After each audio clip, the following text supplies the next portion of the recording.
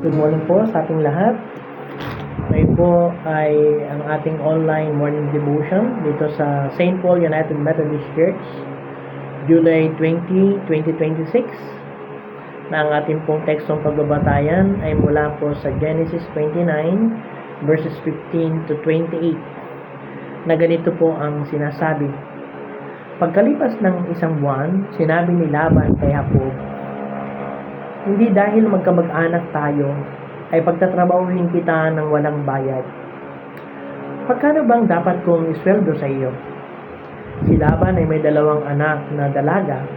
Si Leah ang nakatatanda at si Raquel naman ang nakababata.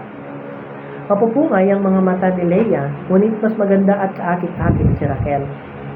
Nabighani si Jacob kay Raquel, kaya't ang sabi niya kay Laban, "Paglilingkuran ko kayo ng 7 taon para kay Raquel." Sinabi ni Laban, "Mas gusto ko ngang ikaw ang mapangasawa niya kaysa iba. Sige, dumito ka na."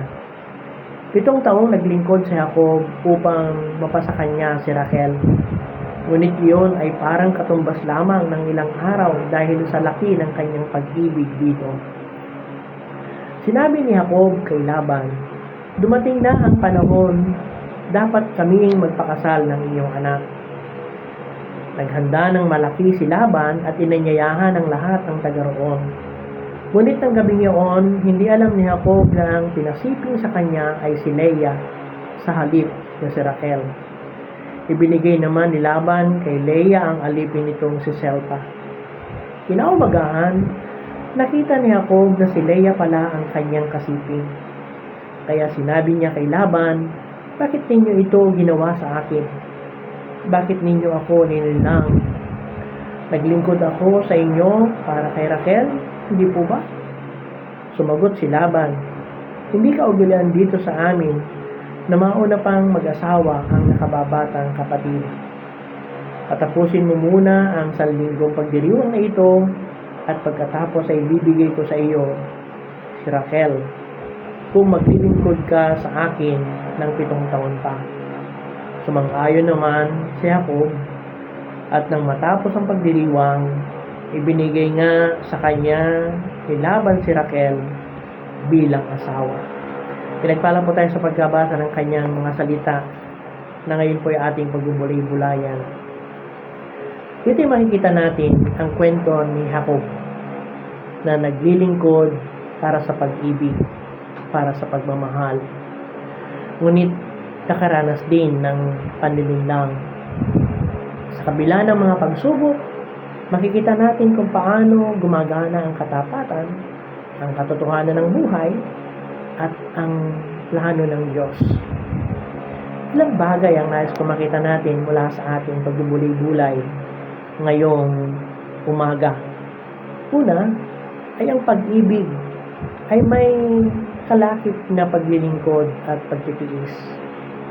Nang tanungin ni Laban kung ano ang kanyang gantimpala, sinabi ni Jacob, "Paglilingkuran ko po kayo ng 7 taon para kay Raquel." At ang salita ay nagsabi na 7 taon ay parang ilang araw lamang dahil sa laki ng kanyang pag-ibig kay Raquel. Dito makikita natin na ang tunay na pag-ibig ay handang magsakripisyo at maghintay. Ganun din po ba tayo? May mga pagkakataon po sa ating mga buhay na mayroong sakripisyo at paghihintay na nagaganap sa ating mga buhay dahil sa pag-ibig. Hindi ito paghahanap ng madaling daan o yung tinatawag nating shortcut, kundi ito ay may kinalaman sa ating pagpapahayag ng katapatan at pag-ibig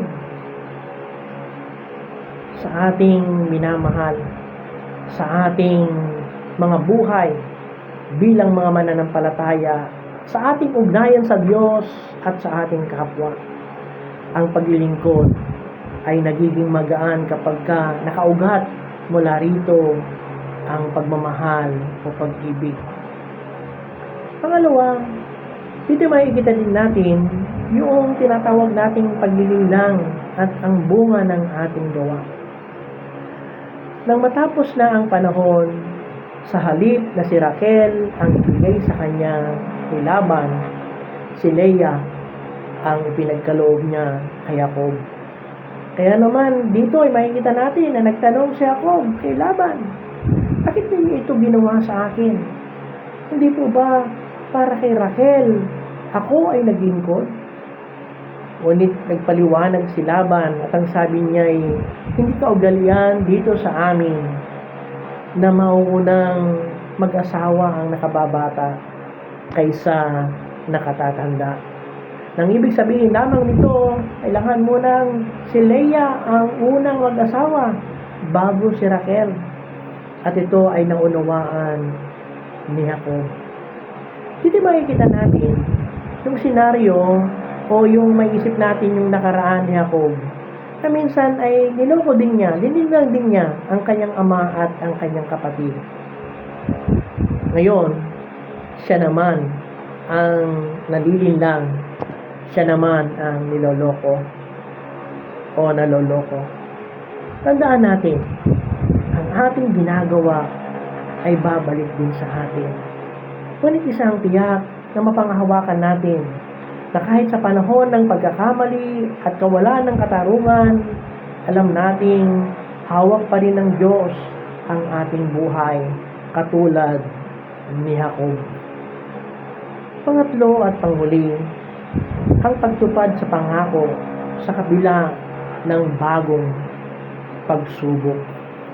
Dito makikita natin na sinabi ni Laban, tapusin muna natin ang 7 araw ng kasal na ito at ibibigay ko rin si Raquel. Ngunit maglilingkod ka pa ng 7 taon. At ito ay tinanggap naman ni Jacob at ibinigay din sa kanya si Raquel kasama ang kanyang alipin na si Bilhah. Dito makikita natin na minsan kailangan pa nating maghintay. Kailangan nating pagsumikap muli bago makamit ang pangako ng Diyos. Hindi man laging mabilis o madali ang daan. Kung tayo ay mananatiling tapat, tutuparin ng Diyos ang kanyang dakilang layunin sa tamang panahon, sa tamang oras sa ating mga buhay, katulad ni Jacob. Kaya naman, sa ating pagbubulay-bulay ngayong umaga, may paghihintay, may paglilinlang, at may dagdag na pagsisikap. Ngunit tiyakin natin at mapanghahawakan natin na ang pag-ibig ay nagtitiis, ang katotohanan ay laging nananaig, at ang Diyos ay laging tapat sa kanyang mga pangako sa bawat isa. Let us pray. O Lord God, salamat po sa pag-ibig mo at sa kabila ng mga pagtitiis, sa kabila man ng pagsusumikap, sa kabila man na may mga pagkakataon ang paglililang ay nandyan, handang maghintay at patuloy na manangan sa iyong pangako, lalo't higit sa nais mo na mangyari sa aming mga buhay. Kalakip, Panginoon, ang iyong katapatan na mapanghahawakan ng bawat isa sa amin. O Lord God, patuloy nga na samahan mo po kami sa buong maghapon. So, O Diyos, ay kasama namin, patnubay namin, at patuloy na maging katagumpayan namin sa aming mga gagawin. Sapagkat alam namin na kung ikaw ang kasama namin, katulad ng iyong pangako, hindi mo kami iwan, ipababayaan mo. Kaya naman, patuloy na pagpalain mo po ang bawat isa na nakikinig ngayon sa online. Pagpalain mo rin, Panginoon, ang kanilang mga pamilya.